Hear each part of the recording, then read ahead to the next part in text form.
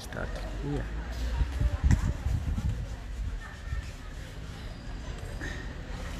Yes, council. Olunaku olwaleero ba Eddie Mutwe ba Nubian Lee ate baleeteddwa mu kooti. Musiibyemu babaleeta tebabaleeta. Kye kiviiriddeko embeera eyo ng'ate olunaku lwa kooti baali balubawo.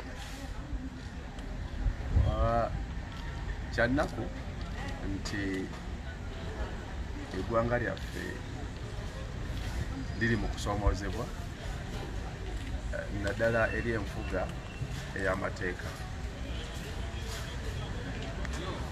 Ffe buli kaseera tubadde tujjukiza bannayuganda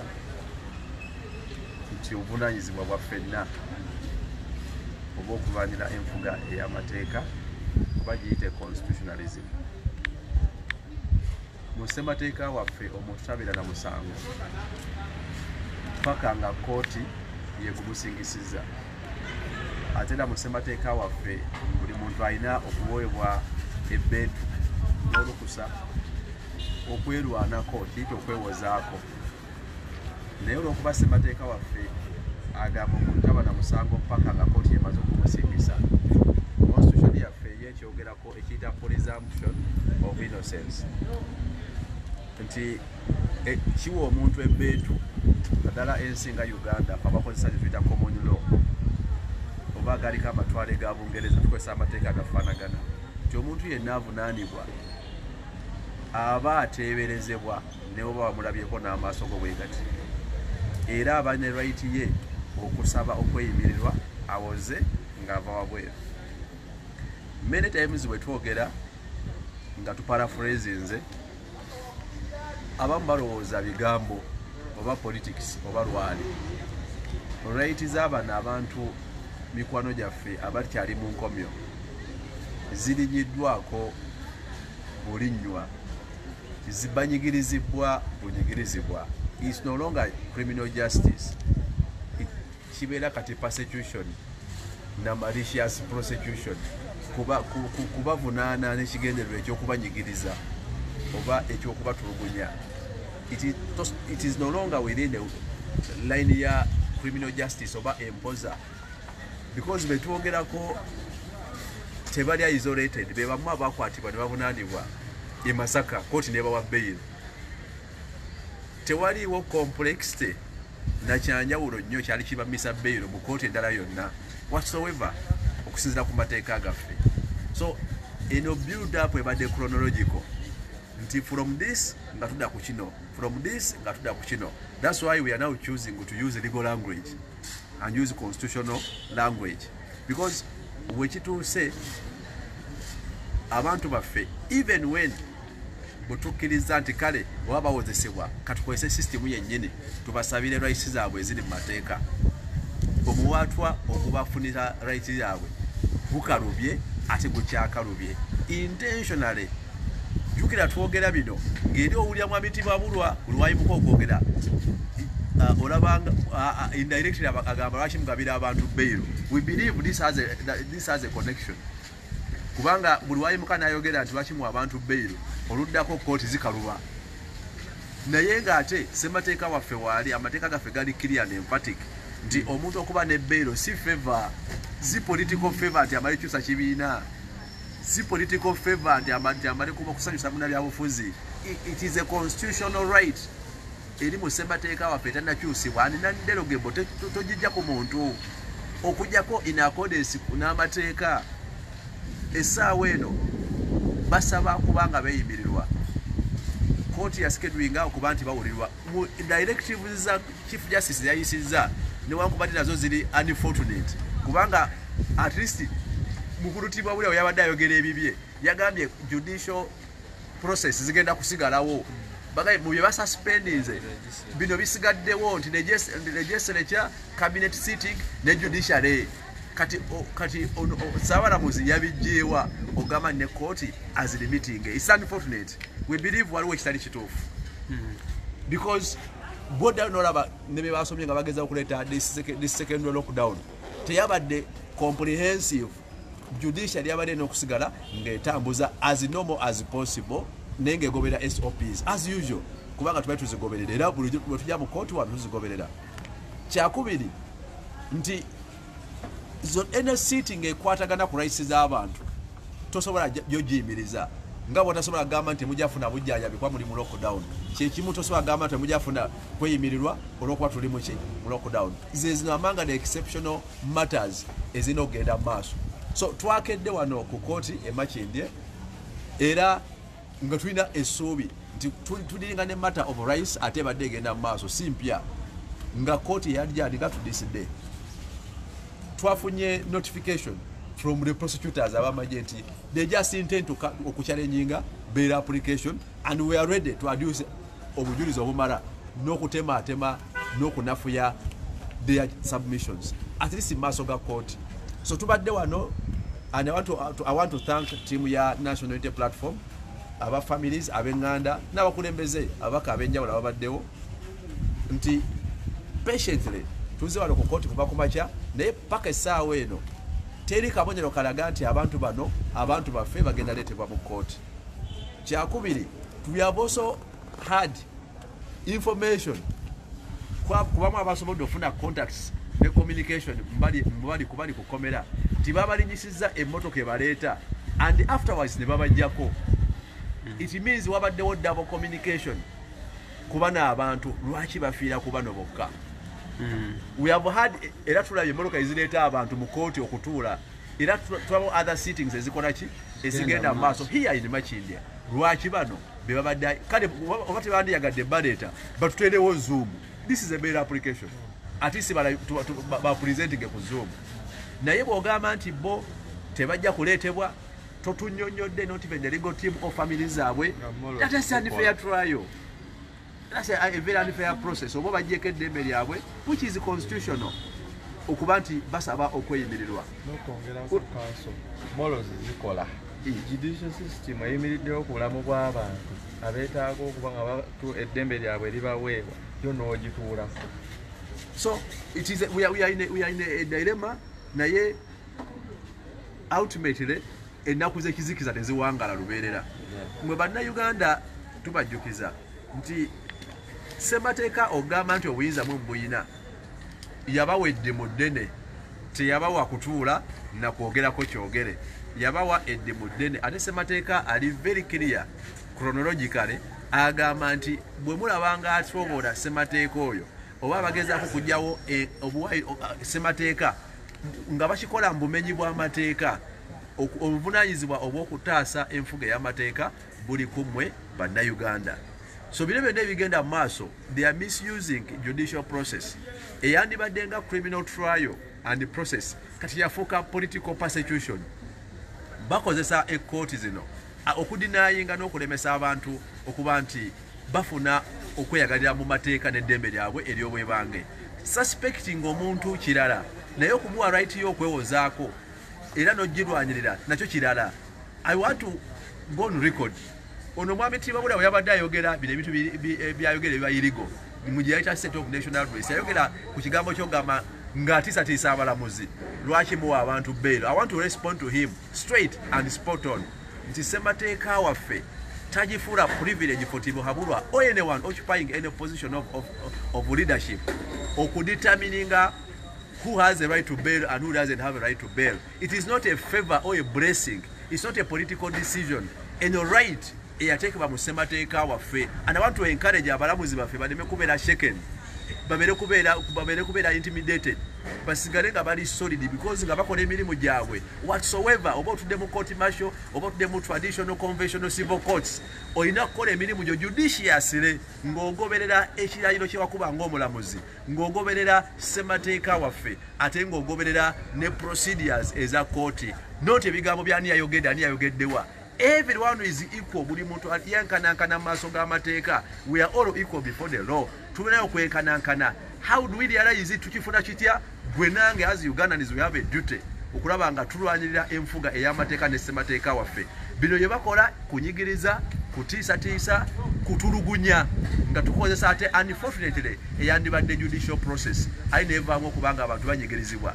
Instead alina okubaawula okuba nti bo tebaweebwa bail luli nakyo kyaleka questions mu mitwe gyaffe. But we have hope nga abantu abakkiriza mu Katonda era abantu abamanyi enfuga y'amateeka, that we can keep on the struggle olutabaalo olw'okulaba nga tukozesa amateeka n'obwayiro bonna obuli mu mateeka okulaba nga tulidiminga freedom z'abannayuganda ne freedom z'abayugandanis n'enfuga n'eddembe ly'abannayuganda. So kigenda maaso is regrettable nti baganda baffe wakati w'okuba nti babadde mu detention. Now beyond even the mandatory period, even if it was a complex capital offense, nti ebbanga lye bamazeeyo newandibadde nga omusango wazza gwenkanawa oqualifyinga to mandatory bail.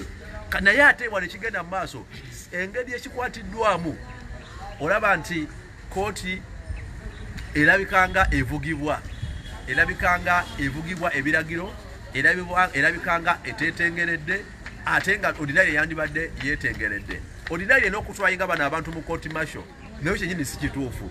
Naye katugambye kootike gye bali katukozese system y'amateeka gamanyikiddwa abantu bano bafune eddembe lyabwe, naye ate ne trial zikalubye. Kale otugambye nti tobaleese tekako zoom kale tubasabire ebbeero nga bakola ki nga bali gye bali. So a court moreover court y'amagye tetula wangi nnyo kati nga wano mu Central Region era wano wokka nga wolaba nti nti another conventional court bw'oba tebasobodde kuleeta abantu kale baba connectinga ne mugenda mu maaso ne proceeding naddala ezikwata ku rights zaabwe wonna we baba bali. Wano tekikolebwa, abalala baleeteddwa physically here mu court ne bayingizibwa naye ate bano tebakoze eki tebabaleese. It is regrettable. Kati ninyawo council njagala bannayuganda abakulaba obalambululire bulungi.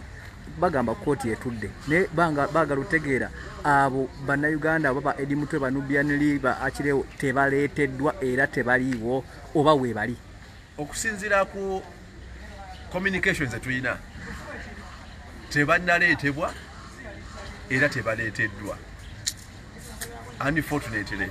Naye ng'ate bangi abaana be baleese mu kooti abalina ensonga endala kyekituwa okulowooza nti endala kooti abalala batuuzibwa okuwulira naddala abasirikale naye bano abantu baffe ate tebakoze eki tebaleeteddwa ng'ate kooti ebadde enabawulira lwaleero. Ekyokubiri nti kooti ebadde teze mu trial oba mu hearing wabula ebadde ezze ate considering kibayita bail application. Bail application eri distinguishable etambula ku rights za musibe zamuwawaabirwa era bw'ebeerawo eweebwa priority yeekulembera ensonga endala ki zonna naye tebasobodde kukola ki kubaleeta ate unfortunately ne tuwulira nti babadde mu process ebaleeta ne bagibwako tulabanga wamu communication ezitambula specifically nga zitagetinga bano bantu baffe. Kansi ekirala twawuliddeko ng'abantu bagamba nti waliwo etteeka erigaana video oba zoom clearing air about that. Bwe tuba ekooti webanga etudde amateeka gafuga kooti erina kuba open court. Nowa camera nowa TV asobola okuyingira n'akwata. Kati obanga owa TV asobola okuyingira n'akwata kati ate otugambe nti otugambe nti so bwe bayintroducinga abantu okulabikira ku lutimbe tekyayintroducingibwa mu kooti emu oba endala wabula mu judicial process kubanga amateeka ge bakozesa ge gamu. Envunaana y'emisango erina kuba yemu. Ekyenjawulo eno kuyitibwa court martial n'abaani abagituulako nangeri gyebeera constituted naye ng'ate as long as trying a case mu nkola eya general court martial erina kuba ng'etambulira ku mateeka ffe ge tumanyi era gamanyikiddwa era abantu basobola okukola ki okuleetebwa. Ebyo naba bireetawo ku complicatinga story na kugaziya nsonga but the essence abantu baffe babadde balina okubaawo mu kooti era emisango egibavunaanibwa giri mu bitabo eby'amateeka aga bulijjo era n'omuntu omulala mwasobola okukola ki okuvunaanibwa. The only difference ye kooti mwe bakola ki mwe babatwala era n'ebibonerezo omuntu yenna ng'avunaanibwa mu kooti birina kuba nga biva mu mateeka aga bulijjo ne rights zaabwe. Ssemateeka teri kooti eri waggulu wa ssemateeka constitution ya ggwanga erya Uganda. Oyo parapase ne pokopoko just to divert public attention tulina kusigala nga tudemandinga rights z'abantu baffe wadde wabadde in the event of a trial era erina okuba fair and a judicious trial oba trial emanyikiddwa mu mateeka. Yeyo omuntu waasomerwa emisango naye alina okuba ne right okwewozaako era asigaza ne right ye eya bail era ebbanga ligumala nga tegunamusinga tabeera criminal abeera accused era ne mu language ya court abeera accused amuwawaabirwa oba avunaanibwa tabeera criminal tabeera muzi wa musango asigaza right ye ng'omuntu omulala yenna. Okay, Council nga tunatera okumaliriza njagala owe ekifaananyi bannayuganda abakuwuliriza nti olunaku olwaleero kirabika nga bo bacomrades baabwe oba abannayuganda oba abantu bonna kubanga tulabyewo wano ne bano abazze nga abantu baabwe bazze babalabeko ndowooza tebagenda balaba oba bagenda balaba, so bawe ekifaananyi ekyo bagenda balaba oba tebagenda balaba oba bakiviireko ddala. Ekisooka siri mwogezi wa kooti eno ate simanyira details zaki wabula fenaffe twazenga balooya newankubadde nga tuli bannabyabufuzi abakulembeze ababaka ba parliament vamu NUP ndabye aba families ndabye abaki, so naye kati wano specifically interest yange nzenga looya ne tiimu yaffe nga bwogirabye abalooya ffenna nti ffe tuli bwogezi ba system wabula naffe tufuuse ba victim. Ordinarily ffe mu court twali bali tu accessing information wano teri agikuwa buli omu agamba simanyi gendo simanyi siri aware wano toyingira wano tosala kati ffenna tuba bawambe including lawyers wano mu system ya wano tubeera bawambe n'okwaccessing ewantu twenkanankana oli ebanga favor nti bali tukukkiriza okukola ki okuyingira yet ordinarily teba favor eba right kati okuba nti banaabalabe bate babalabe tubonaabona kyenkanyi nange simanyi wabula ekirabibwako kiri nti tetunaba kubalabako tewanabawo kabonero kalaga nti tunaabalaba ate n'abasajja bali wano okujjako kwambala emmundu n'okukwata ebbatuuni balina ansa emu no entry no access. Kati naye Munnayuganda aliyo kyekiri wano no entry no access, we don't know the answers are. As we wind up briefly in English. A very brief. Well, to countrymen out there and our supporters and all Ugandans interested in criminal justice and with the urge of constitutionalism, it's unfortunate and indeed unfortunate that it would be judicial and fair criminal trial has turned into persecution, especially on the side of our supporters, our people, the NUP members who have been in detention for now months since their arrest in Kalangala. Today was earmarked by court as a day for continuation on the bail application process of the remaining comrades.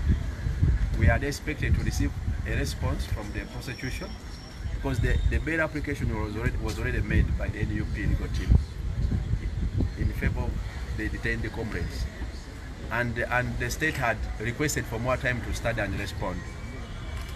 So ordinarily we are expecting a response from the prosecution, the military prosecution today, and accordingly would have expected the court ruling of in regards to the bail application of our comrades. In the criminal trials, bail is constitutional, it's not a political favor. It is available for any accused person because our constitution provides for a presumption of innocence, and in particular it states that any accused person, regardless of your political party, regardless of your tribe or clan, regardless of your age, is presumed innocent until proved guilty by a competent court, and only after a fair judicial and constitutional trial that involves, according to the accused person, a right to access his or her lawyers, a right to defend him or herself, and bail is the permission to, instead of being in detention, to leave detention and you attend trial while coming from home or wherever you are, but at your free will. It's not an assurance to court that you respond to trial and you respect the trial process, even when you are the accused. Ordinarily, we are not in agreement with the general trial of our comrades in a court martial because they are not military or army officers. But be it as it is, we said now that they are tried in a military court, let's employ all the legal machinery in defense of our comrades. But first of all, before we go into defending, because there has been no trial commencing, same for charging them before court and remanding them, the state has not yet produced evidence against them, so trial had not commenced. And in the interim, these people qualify for their right to be released on bail so that they can attend trial or wait for trial while home. And some of them are sick because they were battered while being detained or arrested. Some have acquired a number of sicknesses while in detention. So many of these comrades, some require medical attention, and during their bail application, a lot of medical evidence was tabled before court, where the thought court would consider it. Regardless, so their right to access bail is constitutional, not a favor. And today we had expected and hoped that their bail application would be concluded, and perhaps we get a court decision, whether they grant them or not, so that we can get alternative remedy in case it's not granted. But we had hoped more that it was going to be granted. It's very unfortunate that information reaching us indicate that these comrades were loaded on trucks to come from prison to be produced before military court. And later, information indicate they were removed from these same trucks and returned back to prison or detention centers. The same court where we are, we have seen other personalities and individuals being presented before court and being produced before court the same day and the same time we had hoped our comrades to be produced. What is the uniqueness if this is not persecution? What is the uniqueness if this is not political persecution? We condemn and we condemn this misuse of judicial system and criminal trials just to ensure that some particular individuals are kept in incarceration, are kept in detention, and are kept in prison. It's against our constitutional order. It's against and breaches all established norms on the rule of law. I recently heard in an illegal address by Muzei Timo Haburwa, dubbed as State of Nation address, condemning and intimidating the judiciary over grant of bail. We don't take it for granted. Who knows if it was intentional and directed to ensure that these people don't access bail? He may have used a lot of logic and innuendos to mean and direct his efforts to court martial. And even some of our judicial officers don't have that independence so far. Whenever they hear Timo Haburwa speaking, they think it is heaven. They think it's a voice from above. And wrongly and illegally, they end up following such a process and such illegal directive. I'm also still wondering, when Muzei Timo Haburwa was speaking about COVID,